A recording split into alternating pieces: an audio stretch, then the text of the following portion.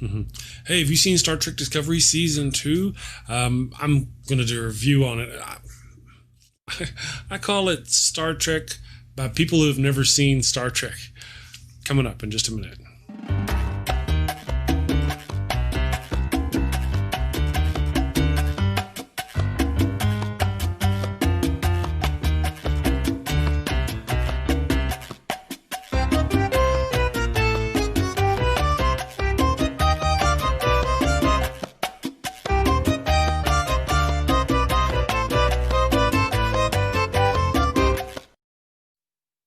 All right. Hello, and thank you for joining me as we go into season 2 of Star Trek Discovery, one of the most recent series out by CBS All Access, on CBS All Access. I don't know. Some people love it. Some people hate it. I'm hoping Streamlabs will play nice tonight. I sent a couple of test things to see if it'll do the thing. Maybe it will. I've got a poll. But I don't know. I'm sure you can see the poll, but I don't know if it's going to start working. I'll let you know as we go forward as to whether or not it works. So I want to visitate yonder with you this evening about season 2 of Discovery. Now, season 1 of Discovery there was a good bad to season 1. There was things in the beginning. They were a little bit on the rough side. It was not what I would call easy, But as it went along, it got really good there at the end. Of course, the graphics and the acting were always wonderful. I never had any problem with the graphics or the acting. They're just fantastic. The ships look wonderful, all that. I appreciate the new Klingons. I understand it. I've seen, I have seen Klingons evolve from here to here to here to here to here. When they popped out with the new Klingons, I think I would have been disappointed had they looked like Worf. I'd have been like, oh, man, you guys didn't even try.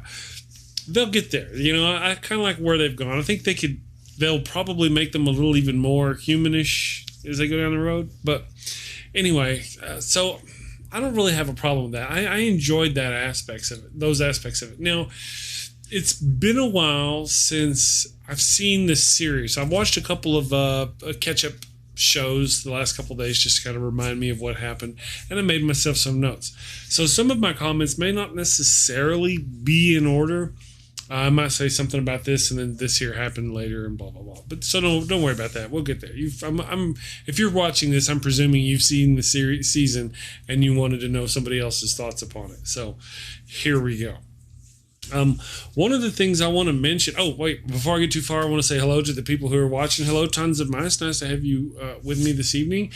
Christian, Blazing Wizard Pope. Hello, nice to have you as well. Thank you to everybody who's watching, and also to the people who are watching on Facebook. Let me pop Facebook open here. Let's see if I can pop Facebook open here.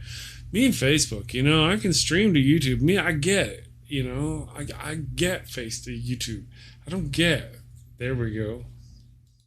I don't get Facebook so much. All right, so I'm there though. I've got Facebook up, and so we're ready to chat with some folks on some Facebook. So thank you everybody for joining me this evening as I talk about Star Trek Discovery. Now, again, it's not all bad, and I don't blame any of the actors. I think the actors did fantastic jobs in the roles they were given. Every one of them. I don't have a single problem with them. There is this thing that I was kind of oblivious to. I guess it's called the woke culture, where I'm sure you know what it is, where they're trying to get cis white males out of everything or something. I don't really know. My awareness doesn't really scope into that sort of thing. I'm busy doing other things. But after it was kind of pointed out to me, I was like, oh yeah, we kind of noticed it. Really, there's the only cis white male in the whole show is a villain. Just kind of, I kind of thought they kind of took that a little overboard. I get that they did it. I understand. I appreciate that. Here's my deal. I love and I am all for equality. And I appreciate that cis white males have been the majority despite being not necessarily the minority, so they're most, we know what we're talking about. But so I'm for equality. I'm for women getting equality, and people of color getting equality, and gay and lesbian people getting equality, and share time and all that stuff. I'm all for it. I'm not for superiority, and some people are for that to the point to where they want it's not so much about being equal to the man, it's about oppressing the man. And I'm not for that either. I'm not for oppressing anybody. You know, I didn't like Ghostbusters. Ghostbusters, the new Ghostbusters with the women, was a horrible movie.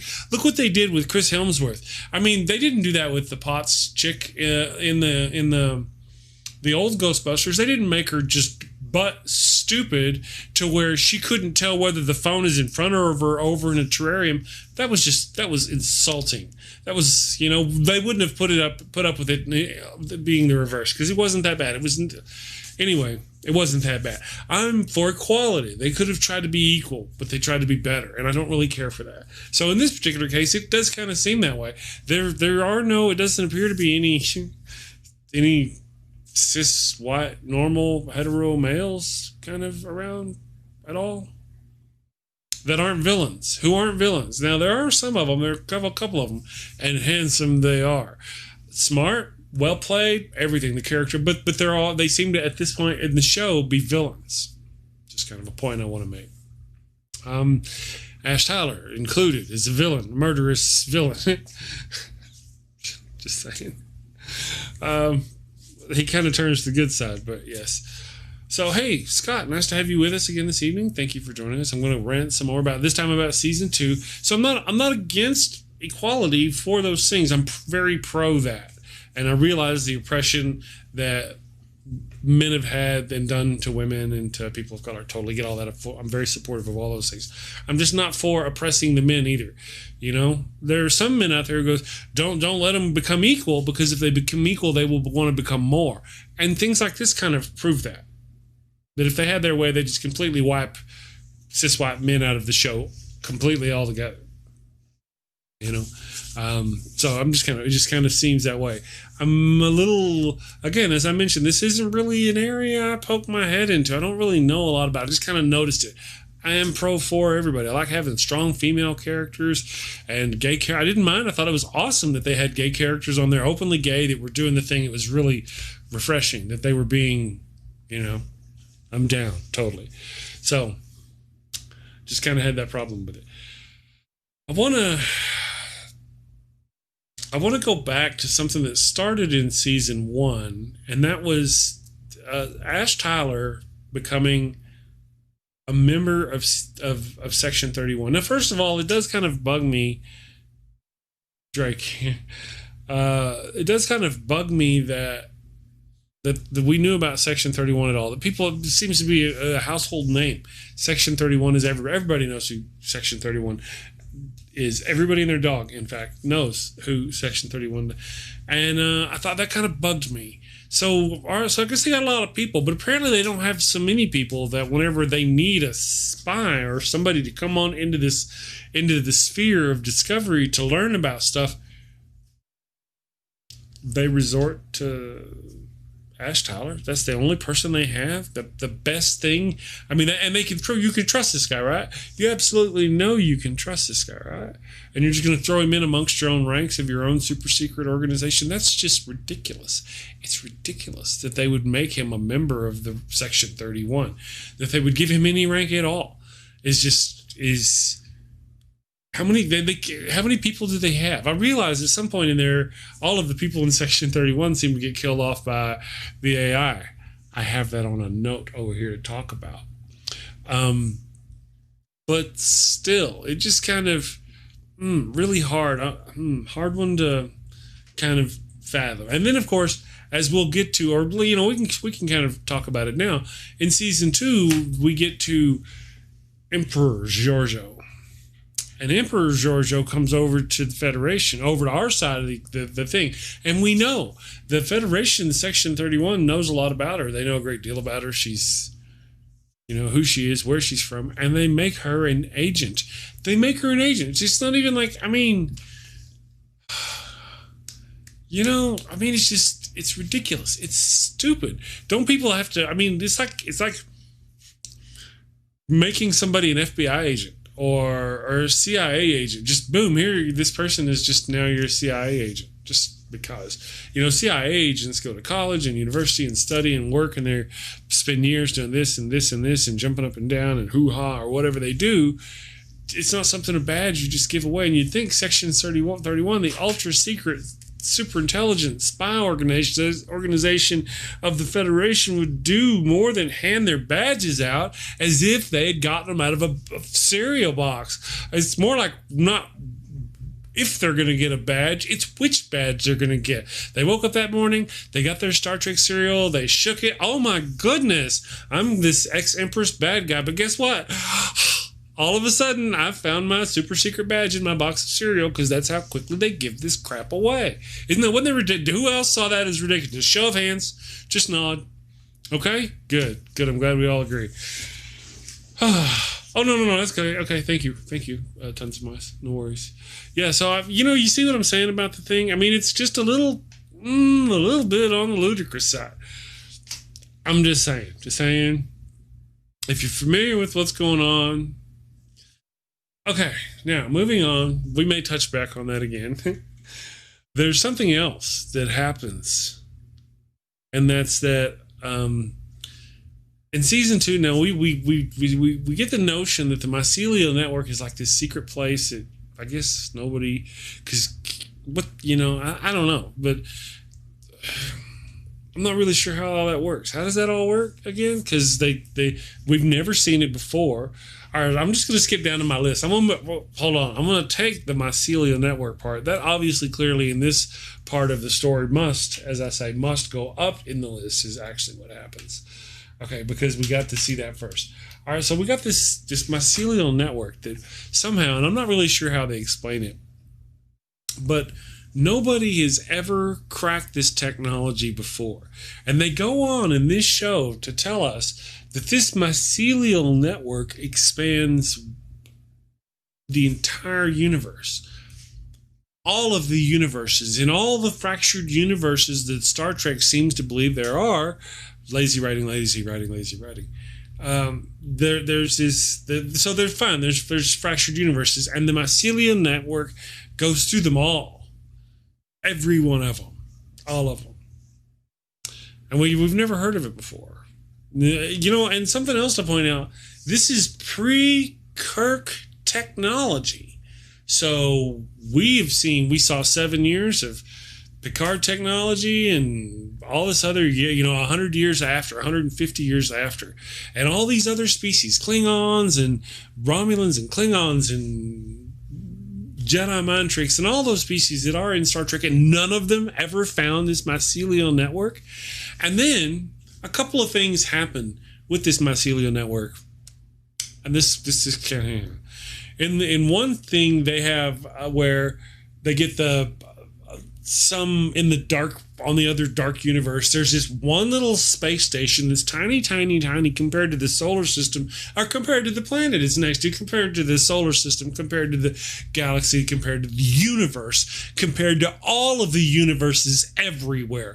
And something this tiny little ship is doing, this little station is doing, which is kind of making its own little star and sucking the power out of the mycelial network, is going to cause all of that to just die and destroy everywhere and kill everything everywhere in every universe everywhere of always. Everywhere. Really, that's just stupid is what that is. It's dumb.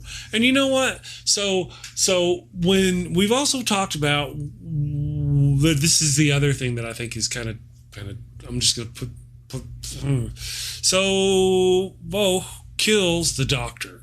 And I guess he does it while the doctor's boyfriend is in a coma. And that makes it so the doctor's boyfriend can somehow take the doctor's energy, I guess, or something, and put that energy into the mycelial network. That's just stupid. I'm sorry. It's ridiculous. Worthy of ridicule. Who thought that? Who said this? We can make this even remotely make sense. I know Star Trek kind of has, it does its things sometimes, and they tick it, and they do get it. I mean, but really, come on, this is not Star Trek. This is just and then all right, so fine. They get the guy in there. This is somehow because his boyfriend is over there. When he dies, his consciousness is now in the mycelial network. And it's not supposed to be in there. It's like a poison on the mycelial network. And it's making the mycelial network sick. And you know what? It's going to destroy the mycelial network. And you know what it's going to do? Guess what, people? Guess what? You're not going to believe this. It's going to kill everybody everywhere in every galaxy. That's what's on the line this time. Last time it was just everyone in the galaxy, everywhere in every galaxy, in every universe. This time, it's actually, when the mycelial network dies, everyone will die everywhere in the entire universe. In every universe, ever. Everywhere. Is that just dumb? I mean, it's like, are there no stakes? Is that all? Is that the, I mean, oh my goodness. You can't go, let's save the ship. Jim, let's save the ship. And then had like dramatic music to, and there's dramatic music and you go rush along and, oh no, we must save the ship. Little tiny goals, not, oh my God, we've got to save the entire universe and every fractured universe everywhere connected. Really? You're kidding me. You're kidding me. That's really what you got, the doctor being in there, this ghost doctor thing. That's just, oh my goodness. I don't want to use the word stupid again. Because I got it reserved. There's other places I plan to use it. Anyway, so I think that's just kind of ridiculous. That's unfortunate. I find that to be extremely unfortunate that somebody wrote that and somebody allowed that to pass. And somebody who actually went, wow, that's quality. That's Star Trek quality. That's $1 million writing. Is this, have they seen Star Trek? You really should. It's like people should. You must have seen Star Trek to be able to write for Star Trek. No. You can't have heard about it third hand. You need to have actually seen Star Trek to write for Star Trek. Because this is unfortunate. This is just horrible. Then later on, of course, we get the AI. And the reason why I'm jumping to the AI intentionally forward is because there's stakes on the line. There's goals that are important to mention. We get this AI who is, of course, in control of the secret organization, Section 31. We got that. And it's killed everybody. And apparently it's got this goal to get to this information from this secret planet thing. And I'll get to that in a second if I remember to. But it's got this it wants this information because if it gets this information, it can suddenly become sentient. Because if it becomes sentient, it will suddenly be able to kill everyone. So it's already thinking on its own and doing everything, controlling people, doing everything that you would absolutely think a sentient computer could do. But it's seeking sentience. And it's killing everybody it can. Murder, death, kill, constantly, all the way through it. Slaughter. In order to become sentient so it can slaughter everybody. And now, I have to admit, I got to give them some credit in this one here. They at least, my nerd friends, they at least toned down the goals a little bit. I have to say that because this time it wasn't every galaxy everywhere. All that was at stake this time was every single living life form in our galaxy, in this timeline, in this universe. So that's all it was. You're like, man, well, it's not really that big a deal, right? Should we run or should we just kind of like mosey? Should we mosey? Are you sure we should run? I don't know. Maybe we should just kind of mosey because it's not like every galaxy everywhere. It's just our galaxy. So I think I'm gonna pull over here and take a nap. I'm gonna take a nap because I'm tired. After the way they'd been doing it, like, oh my God. And I don't know if you noticed the thumbnail. I mentioned it yesterday in the show. The wonderful actress who plays Michael Barnum, she's wonderful. She does a great job. There's this thing that is acting, there's face acting. They put a camera in front of you. It happens all the times in movies. Where they put, it's always happened. They put a camera and they go, okay, this is what's happening in the scene. There's nothing really happening on the other side of that. You just act. Well, they have her do this all the time, constantly. So I mentioned that in last night's show. I also made thumbnails. You'll notice my thumbnails for yesterday's episode and this episode have been images that I got. I didn't even have to type anything about her face. I just typed Star Trek Discovery, Michael Burnham, and I got pictures of her. Oh, because they do it all the time. So these are some of the things that have really kind of stuck in my head that bug me. So let me now that I've got those out of, let me simmer for a moment. I got to simmer. That's good. That's good. Okay. So now, what is the mycelial network? It's okay. All right. So now that all this talk about the mycelial network, where is it? It's freaking everywhere. It's everywhere. Everywhere. But nowhere do we ever hear about it before. That we've never heard about it in all of the adventures of Star Trek. We've already covered all this. Of all the many adventures of Star Trek, we've never heard about this crap before. God. And then in season 2, they're just cruising along and they happen to run across an asteroid. Just, hey, look, there's an asteroid. Of all the universe, of all the galaxies, of all the everywhere, here's an asteroid. And this asteroid has got some of this mycelial network goo on it or something. Just happens to, I guess. Right? Because somehow?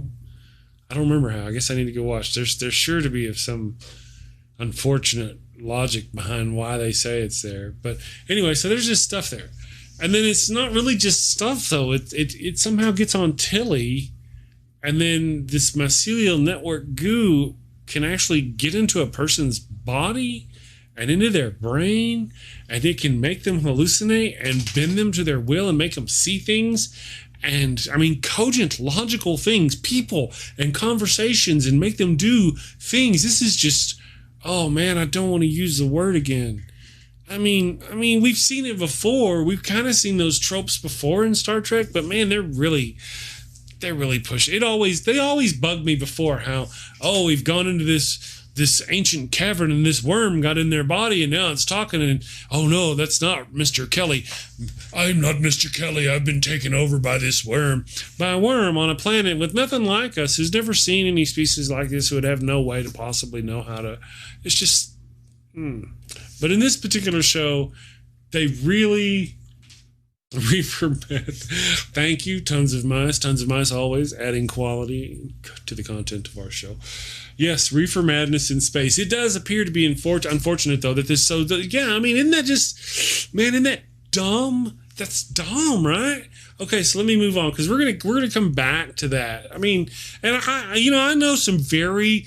And I'm a liberal, progressive kind of guy. I know some very liberal people who are like, "Oh, everybody needs to have their voice, and their opinion, and their ideas." And I'm like, "Yeah, but not in my Star Trek. Don't get hired on to do Star Trek. Don't pay people." Like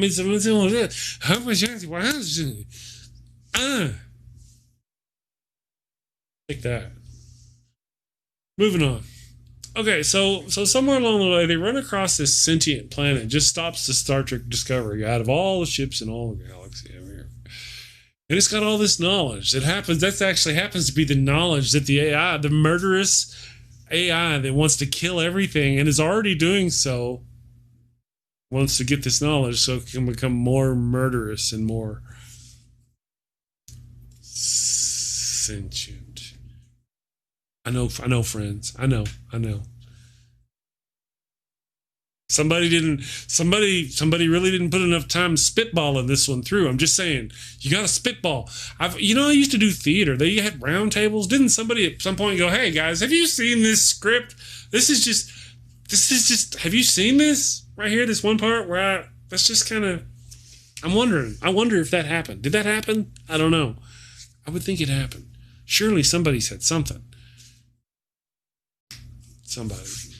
Sentient planet. Yeah, sentient planet stops the Discovery, gives it all its data. Sentient planet dies, but then its data can't be destroyed from Enterprise.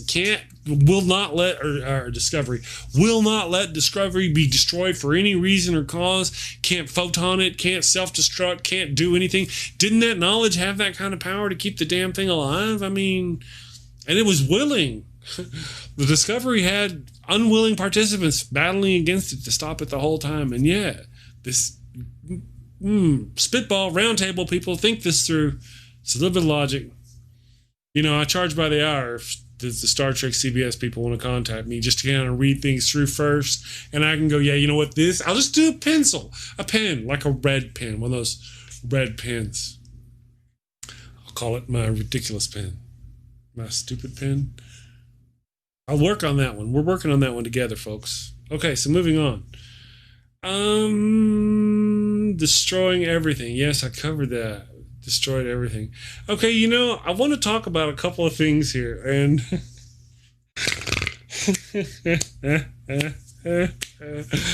oh my goodness. So one thing that's a little different. I don't know. It's kind of bad. Oh, red alert. Oh, red alert. Thank you. Tons of mice. The red alert pen. I liked it. I liked it. I'm stealing it. I stole it. Okay, anyways, I'm stealing it. Hey, look, Streamlabs, you're only 26 minutes late to the party. So if you guys actually like Discovery, let's see if it's gonna work. I'm gonna vote.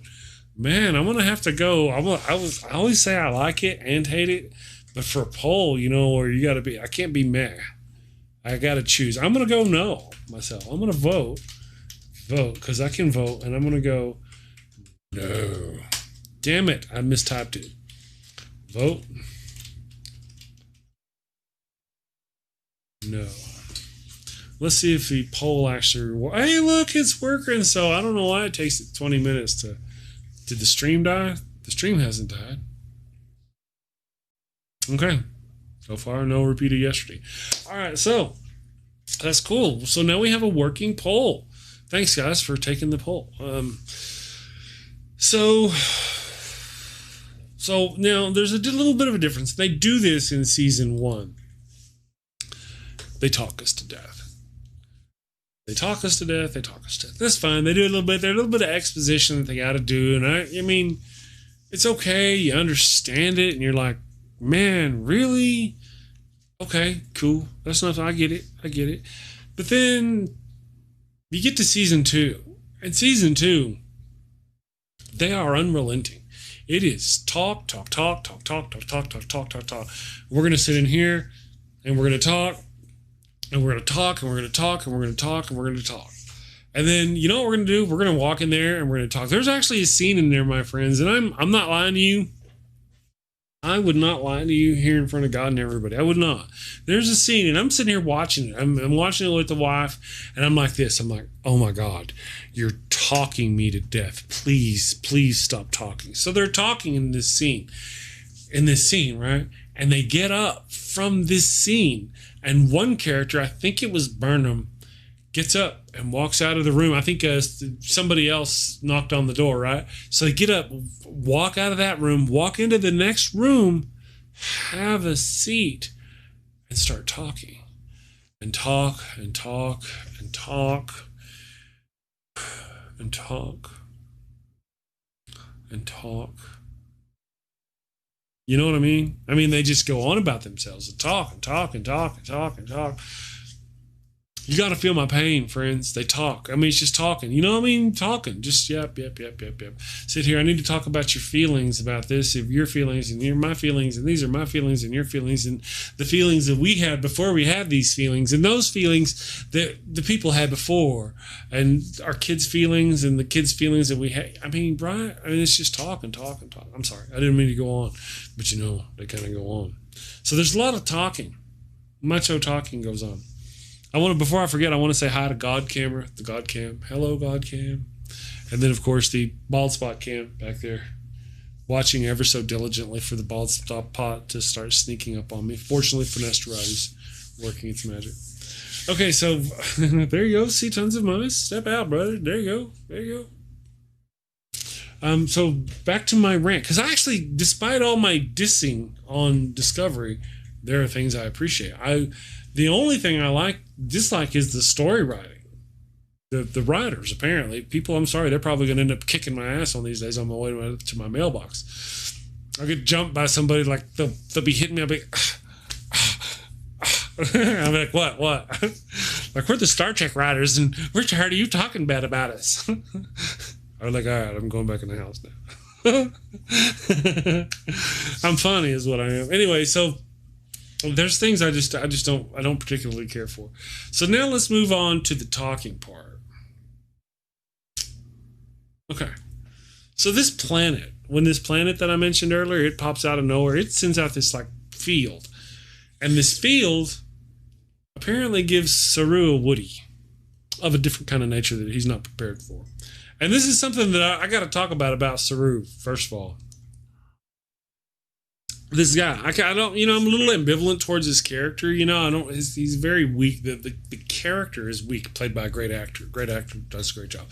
The character's like a weak, well, he's supposed to be, right? Because my people were once, or were over, or my people are oppressed by another people and were hunted constantly and stuff like this and constantly. And you know what? They go to the next scene, and you know what? He's got to talk about that too. You're part of that talk. So it's like every time you turn around, this guy's like, lamenting about, my people back. They have an entire scene about his people. Oh, whoa. His people are like, whoa, and unfortunate. And he's always going on about his people, how they're being attacked, and he can sense it with his ganglia that they're going to get him. And I'm like, because his people were oppressed, and they're always. They're like a prey species to a predator species, and he just goes on about it. It's like every episode, Hey, Saru, how are you doing? Well, I'm doing okay, but my people, where I'm from, they're oppressed, and they're like this prey species who are constantly hunted. You're like, oh yeah, I heard that one, buddy. Okay, I'm going to work over here. Ticka ticka ticka, It's just, it's constant. It's just always. I'm finally by the end of it, I'm like, oh my goodness, my Grepthar's hammer. Dude, just stop with the where you're from. We know, man, we know. Oh, you've got to go do that thing and be all weird noble because your people were. Oh, I know. Isn't there better stuff to write about? Please, Pulease, Please, people. Okay. So, now let's talk about Saru. There's Saru. We get to an episode where we're going to focus about Saru. Remember Saru? I said, they talk some mojo to Saru, and he gets all thinking, or something happens, and his ganglias fall off. Okay, his ganglias fall off. So, you know what happens whenever all right, back up, Chris, back up. So they come across this big planet thing that gives them all this knowledge because it's going to die, right? And when it does this, it hyper kicks him into a thing, and he thinks he's going to die. So he's laying around. Now he's going to die. He's just, oh my God, I'm going to die. I'm on my deathbed. I'm dying. All the things that I've done, I'm dying. And you go through this it's like 500 years of an episode. I'm thinking at least a solid 15 minutes. Felt like 500 years of Saru dying. Where I'm from, my people are constantly hunted down. And he goes on about himself, and he's dying, You know what he's doing? He's dying. And then there's Michael Barnum's character, of course, watching Saru die. Because they love doing that with her. You're gonna, getting all. I really love the actress. I think she's wonderful. I think she does a wonderful job. They just always put her in these situations where she's got these horribly emotional situations going on, and her face is just like, racked with pain, and they get right on it. And notice again my thumbnails. For those of you who are watching, I'm not necessarily being mean to the lady. She's fantastic. It's the writers and the directors and all this stuff, So they give her an opportunity. So we got 15 minutes of Saru dying and her going, Saru dying. I'm like, oh my goodness, really? Please, Saru, brother, die now, brother. Just die. Die for us. Take one for the team. Does he? No. He goes on about himself. Woe is me. The place where I'm from, I'm like, dude, oh my goodness. And it just goes on. You notice how I'm intentionally going on here. Saru going on. He just goes on and on and on. And then his ganglia fall off, and he don't die in an episode. Yay! I'm like, what? You're kidding me. You are kidding me. We just live mourned this guy for 20 freaking minutes. Oh my goodness. You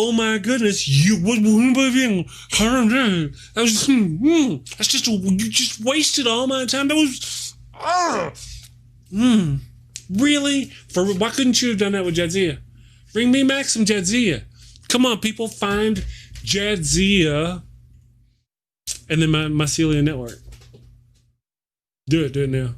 You will have redeemed yourself in my eyes. But up until that point, Star Trek writers, I'm like, what the hell is wrong with you? Have you not seen Star Trek? For reals. Well, yeah, I mean, Star Trek does kind of get wordy, but that's just too wordy. That's like Stephen King wordy in an I'm Dying episode. That's like R.R. Tolkien verbose wordy and I'm dying. Oh my goodness, I'm dying. My people, I'm dying. I'm people, you know. And then to not have the guy die, you're freaking kidding me. Okay, now that we've covered that, I'm going to skip ahead. You know why? Because we got another episode that mirrors this episode. We get to the Mycelial Troll. The Mycelial Troll is the monster that is created whenever Stamets's boyfriend, the doctor guy, gets killed, and Stamets somehow takes his mind and puts the doctor's Colbert's mind, person essence, into the mycelial network, and it becomes the monster. That's just dumb, you know. That was dumb to begin with. That's horrible science fiction, people. That's just bad science fiction. That's not even good science fiction, let alone being bad Star Trek. It's just bad science fiction. Bad science fiction. I don't know who wrote this and passed this across somebody's desk. It was that person like, yeah. How did that get past anybody? I just got to know. Okay, so then we get to the point to where they find out that it's him. Oh my goodness, it's the doctor guy. He's here. He's alive. He's here. Oh no, but the network's dying because of him, and he can't stay, and he's gonna die, and we're fixing to lose him, and he's gonna die, right? All right, so real quick, before we do that, let me go back up. How did they find him? How'd they find him? So let me go back to that real quick. Tilly and her imaginary friend that came through that asteroid, who is actually some sort of creature from the Mycelial network, they I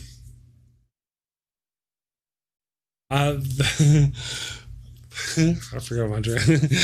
They were doing something. Okay, all right. They're doing so. Tilly and them are in the network, and they want to get to Tilly because somehow this thing got on Tilly. Not only did it do all the things, somehow managed to talk to her and hallucinate this old friend that she used to know and give her all this information. It did all that stuff, but then it takes over literally her entire body, dissolves it, and somehow transports it into the mycelial network. That's just what? I wish I had a button. I need a button. Maybe I could just taser the writers. That's for the writers. That's for you, writers. That's bad science fiction. Not even bad Star Trek. It's bad science fiction. Anyway, so let's just give them that. Now, they've already expressed that this mycelial network expands every galaxy, everywhere. In every galaxy. Every fractured galaxy. In every what could have been galaxy, this mycelial network goes. Tilly is in this mycelial network. They do a half jump, turn off the engine halfway in their jump. So they're kind of in the network and kind of out of the network. And they are, and I'm not kidding, people. You're going to think I'm lying. They are literally within walking distance of Tilly. They're like, oh, look, there's Tilly right over there. In all of the galaxy, of all the universes, of all that can possibly be, they pull up right up to Tilly. I mean, this is bad. Who? Oh, all right. So now we get to this point. We found Tilly on that ship that's half in and half out, and they're like, "Ooh, the troll is here. Let's go get the troll." So they go find the troll. And I remember watching this, and at the time I didn't know it was Dr. Cuthbert, but they kept talking about things, and dropping certain things, and I was like, "It better not be him. It better not be him." And whenever it said, it comes around the corner, it's like, "It's Dr. Cuthbert." He's like, I'm the Dr. Cuthbert. I'm like, "Oh my God. Oh, I can't believe. That was a rough night." I was like, I was angry.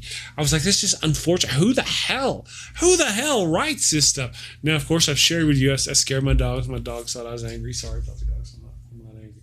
We're just talking about it, and it's okay. It's okay. Well, I know. Mycelial Troll. Every time I talk Mycelial Troll, I get excited. I'm sorry. Anyway, so they're calm now, sort of. So now we are here. We are at the Mycelial Troll. The taser's coming, and it shocks. Yeah, the riders. It's like a taser, and it can shock everyone in the universe. But wait, not just this universe. Every universe ever connected to it. Yeah. Okay. So now back to the thing. So now they're here. Here's our troll, our mycelial network troll, and this Dr. Cuthbert, who Dr. Stamets loves. Me love you long time. He's really in love with him because his last lover just died. I think. I'm not really sure how that worked out. Wasn't he on the gland? Anyway, so he's got to have him, but oh no, he can't. He's gonna die. He's can't stay in the network. He's can't leave. He's gonna die. So we've got this 20 minutes, people. I mean, 20 minutes. Well, maybe it wasn't really 20 minutes, but it sure really felt like 20 minutes. They're like, oh no, you're going to die. Oh, I'm going to die. You're going to die. Yes, I'm going to die. And they're like hugging and whoa, they're going to die. And oh, I'm going to die. And they go on about themselves and on about themselves and on about themselves about how he can't stay in the thing. He's got to go on. I'm like, oh my goodness. Oh my goodness, stick a fork in me, somebody, please. This is unfortunate. This is really bad science fiction. This is bad drama. This is bad bold Days of Our Lives or anything. It's bad. Just go watch it. And they go on and on. Oh, he's gonna die. I'm gonna miss you. You're just so wonderful. And I love you so. Oh, it hurts. Oh, and I'm like, come on, people, come on. And then at the last second, Tilly comes out and she's like, oh, well, let's put him in this thing and we're going to save him. So at the last second, after all of that, after milking all of that woe from us for like 20 minutes of, oh my God, we're going to die. Oh my God, you're going to die. I'm going to miss you. I'm going to be missed. The guy doesn't die. And I'm like, really? And I was watching it. Oh, I kid you not. I was watching it and I was going, he better not live. He better not. I can just see it. Oh, this is going to be bad. He better not live. And sure enough, it's unfortunate. It isn't. Am I wrong? I'm not wrong. It's bad sci-fi. People are wrong. It's just, it is. It is what it is. It is what it is. So I'm like, my goodness, guy. I mean, okay, so something else I want to mention briefly again about Tilly is something about I mentioned yesterday. Tilly seems to be able to do anything no matter what. She is Data. She's Geordi. She's O'Brien. She's everybody. She seems to be able to do anything. She's a warp field engineer. She's a plasma technician. She's a mycelial network expert. She's everything. She's everything. She slices, she dices, she makes julienne French fries. She can cut through a beer can and still slice tomatoes razor thin. She can do anything.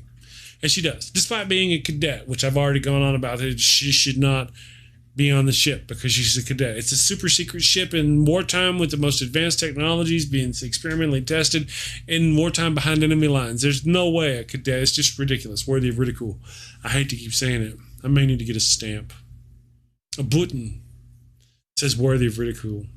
I'm just saying. Does that button? No, that doesn't do it. Anyway, so all right, so coming on to the next thing. I've kind of run out of time. I want to mention something. This is something I mentioned in yesterday's episode, in that when we first meet Michael Barnum, she does the thing, and she's in the middle of this emergency situation, and all of a sudden, oh my goodness, Klingons, they're out there. Oh no, it's dangerous. Everything's crazy. We're on the bridge. It's gonna go. No, let me run talk to my dad. So she goes and calls her dad, because she doesn't know this stuff. She's a Klingon student. She's been on Klingon or on Vulcan since she was a little kid. She's grown up there. She's a student. She's had to impress. How did she not know how the Klingons were defeated, or how did she not know this stuff? It seems like almost basic. Anyway, she's got to stop right there, piss herself, and run go talk to her dad. in the middle of an emergency situation. Okay. We give her that because, her dad apparently was the only person in the universe. He's the Vulcan ambassador, so he's the only guy who would possibly know this. We give her that. Okay. Then, at the end, we get to the part where and I'm just going to skip real quick. We get to the part where we find out her mother's the Red Angel, her mother's sick or something. I don't remember. I kind of forgot since then. There's some kind of thing going on. And Michael Barnum is now her real mother, by the way. Her biological mother actually appears in the show. But she's going to have to go and do the thing as the Red Angel, which the whole premise of that whole storyline is unfortunate. I'm actually going to rewatch the entire show, so friends, don't judge me too harsh. I want to rewatch the entire season by season slog, or episode by episode slog for you. Certainly not for me. Lots of talking. I've heard people talk. I don't. Anyway, I want to go over. Anyway, so the whole Red Angel thing is kind of a thing, right? So here we are. We're out in the middle of nowhere. At the corner, in fact, of no and where. And she's fixing to go on this special thing. They've done all this stuff. They've been going over here, and they did this thing. They went over here and did this thing, and there was this place, and they got this thing, and these time crystals from this ridiculous notion of Klingons having time crystals on their planet that's just stupid. And they got this stuff, and they're going to do the thing, but only she can do it. Only she, of course, of all the people in the universe, clearly she's the only one who can do this thing, so she's going to do it. And she's about ready to go, right? She's ready to go. She's armed up. They got the suit in the other room. Okay. Oh, wait. A ship pulls up, and here come her damn parents. Her parents warp in, come over. Hi, dear. Hi, we heard you're going on a special mission, and we brought you cookies. And we just want to tell you we love you. We love you, and you can do it. You're good. You're just as good as any Vulcan. You apparently weren't paying attention in the history class about what happened with the Klingons. But anyway, you're still just as good as any Vulcans. Okay, go do that mission. We love you. We love you. Bye-bye. And then they warp out. I'm not kidding you. I wouldn't lie to you here in front of God and everybody. I mean, it's the commander of a vessel in the middle of nowhere on a super secret mission. The world is going crazy. The universe is going to hell. Her parents pop in the last second to pat her on the head, give her a peanut butter jelly sandwich, and send her on her way. Who writes this stuff? We did it. Ooh. Oh, I can't. There's the taser button. Oh, there. Thank you, tons of mice. It's like that. Is his name Pierce Brosnan or Brosnan Pierce or whatever, who played in that Stephen King movie where he's sitting in the back of the plane, the Langoliers, and he's ripping the paper. Every time I taser a Star Trek writer, it's like, I mean, people, really? For reals? Right. So the Red Angel, and the Red Angel being her mom, there's just so much. It's like, one of the things that kind of gets me about this is when you watch the entirety of this show, it's like everything in the entire universe hangs on this one tiny little family. Everything. So it doesn't, couldn't the Red Angel be anybody else? Somebody else? I'm almost surprised they don't have the same actors running around playing because we couldn't have actual Section 31 people. We don't want to hire new actors to come and play Section. So we're going to get these people that are completely ridiculous to put them as a super secret spy. An ex-Vulcan or a Klingon human hybrid thing who murdered somebody. So we have no idea what this guy is. But yeah, let's make him evil emperors from a far evil alternate universe. Sure, we've got a spot right here. It's just Bronson Pinchot in Langaniers. Yes.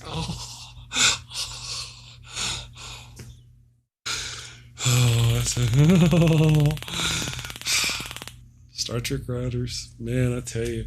Okay, so I'm running out of time. I got to mention stuff. I got to continue. All right, so real quick, we got to talk about this whole Klingon. My dogs. At least they didn't bark. So there's a. Oh man, I got to tell you. Just thinking about it, it hurts right here. Right here in my head. a little location somewhere between Mayors, a little north. But you know, the notion that the Klingons of all species would have a temple on a planet where time crystals were there, and you could just willy-nilly, anybody and their dog could walk up and get a time crystal. What does time, is time a joke to you people or what? You know, I mean, the Vulcans didn't even believe in time crystal time. They didn't believe in time travel. You know, I mean, it's just, yeah. Pierce Brosnan, yeah, I know. It is funny to get those two confused. Anyway, Bronson Pinchot, yeah, that's good. I'd love to see if I can get him on the show. But you get what I'm saying. I mean, the notion that the Klingons would have this is ridiculous. I want to shake my fist at the sky. Damn you, sky!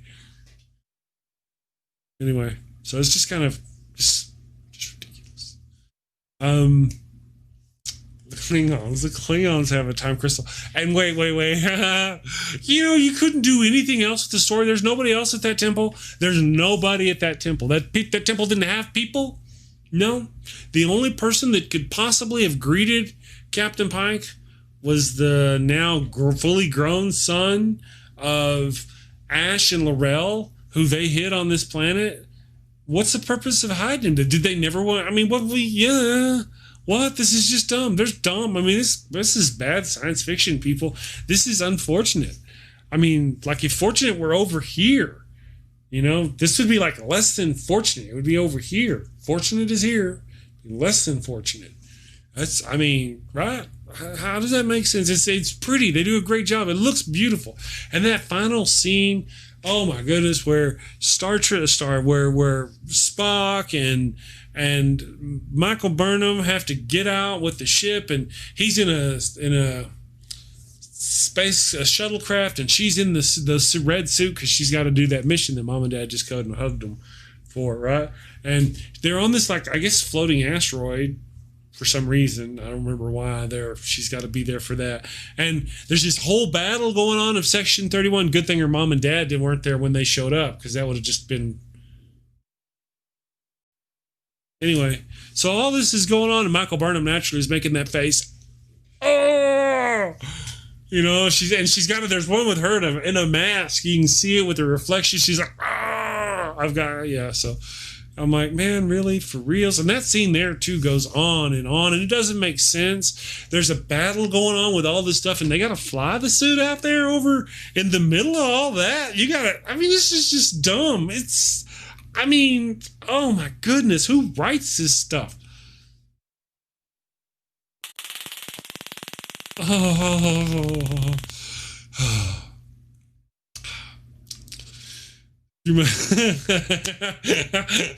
Tons of mice, thank you for that. He says you must be this tall to ride the time crystals. Yeah, I mean, and the fact that the Klingons would have them at all, that's just... what would the Klingons of all people have done with that kind of power? Suddenly, because they find the time crystals, all of a sudden they have reverent respect for time, and it's just I believe it is indeed worthy, thus, of ridicule. Moving on, and we're walking.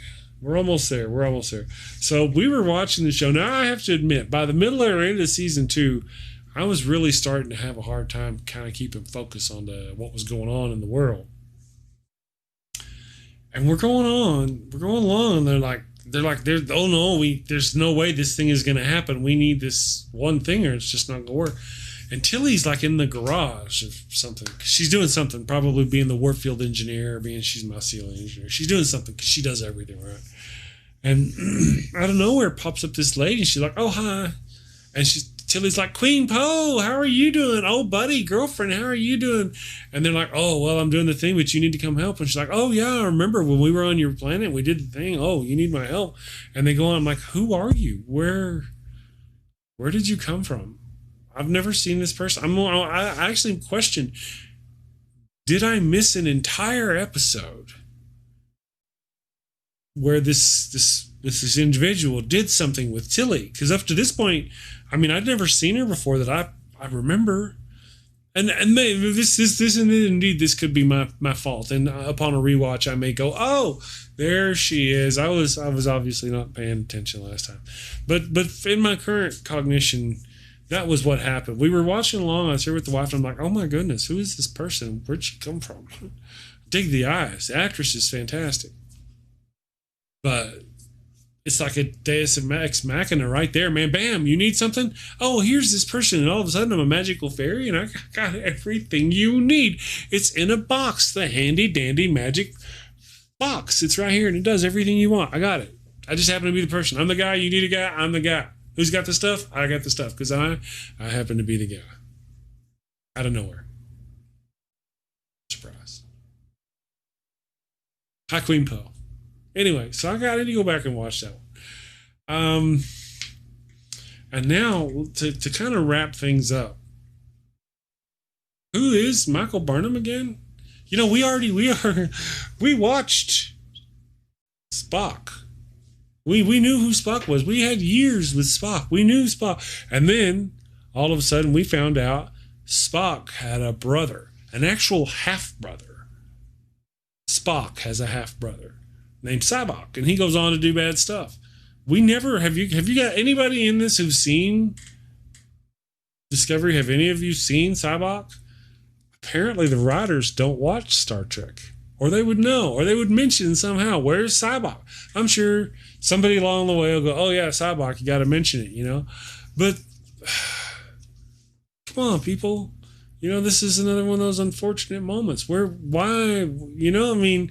But then we get to the end of the Discovery, and they kind of explain it. Why has Spock never mentioned his sister? Because they said not to talk about it. The Discovery was destroyed. We don't want anybody to talk about it, so we're going to hush it up. Section 31, everybody's going to be quiet. I mean, in the beginning of Discovery, Michael Barnum was known by her name. She was known throughout the Federation as a mutineer. Well, no, everybody's just going to stop. They're just going to stop believing in her, just going to write her off, and she's not going to be this person in history. Not only was she a mutineer, but then by most of their historical records up to that point, she had been some kind of pseudo hero. And you know, all of a sudden they're just going to wipe, and the ship and everything, and Spock, and nobody's going to talk about it. We're all just done. It's like, you know what? We've got 2 seasons of some really, really horrible writing. And we just don't want anybody to talk about it. So we're going to just...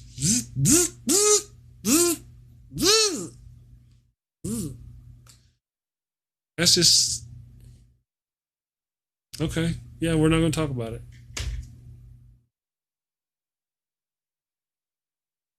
Anyway, I'm really kind of hopeful that they'll come back with season 3. They'll shed this stuff, and they'll do something good, and we will have a show worthy of watching, because they've got the whole Star Trek universe. They just need to hire some people who've watched Star Trek, and not people who've watched Star Trek Discovery. Okay, I mean, CBS. Well, let's see. We've got 4 people out there watching. One of you's bound to be a CBS exec. Listen, make your writers at least have watched the original series, The Next Generation, Deep Space Nine, and Voyager. That at least. They have to have been through that. That is Star Trek, people. That's Star Trek. And if you can't stay within that, just go get a job writing at some other science fiction show. There's tons of them out there. Go do something else. You don't have to do this to our Star Trek. So, all right, I am going to wrap this up. I want to say thank you to everybody who came and listened to me rant as I talked about Star Trek Discovery. Tomorrow night, I believe what we're going to do is I'm going to watch and review episode 1 of Picard. Now, we watched Picard because I want to like Star Trek. I want to. The fact that I'm complaining about it like this says there's something very, very wrong here. I want to enjoy Picard. So I put off time. I actually stepped away hoping that Picard was not going to be as poorly ran as Discovery had been. And then I stopped and watched the 1 episode of Picard, and what do I see? Data's daughter. Oh, you mean Lol? No, something that doesn't have anything to do with any of the Star Trek we wrote. People, have you not seen Star Trek? So that's what we're going to discover tomorrow. I'm going to rewatch the first episode of Star Trek Discovery, and I'm going to talk about not Discovery, Star Trek Picard. And tomorrow's rant will be rant. Hopefully I'll like it, you know. And you know, I don't know. We'll just have to see. I know, right? The tons of, it's full of Zindi. That's right. 900 years later. Ha! That's right. That's right. Just cast them off 900 years later. So what are they going to do 900 years later? And then are they going to stay there? Because it was kind of funny. During the Klingon War there, they got the time crystal and whatever. Oh, they did the thing and boom, and they won. Oh, darn. We're 9 months in the future and the Federation is lost and millions of people are dead. Darn. Oh, well. March on, good soldier, march on. No, they did. Did anybody even go, you know, we've got this time crystal and we've got this spore ship. Let's at least try to go back 9 months to where we were. And no, they didn't mention it at all. They just, Federation lost. Damn, this is where we are. We're screwed. Unfortunate, very unfortunate.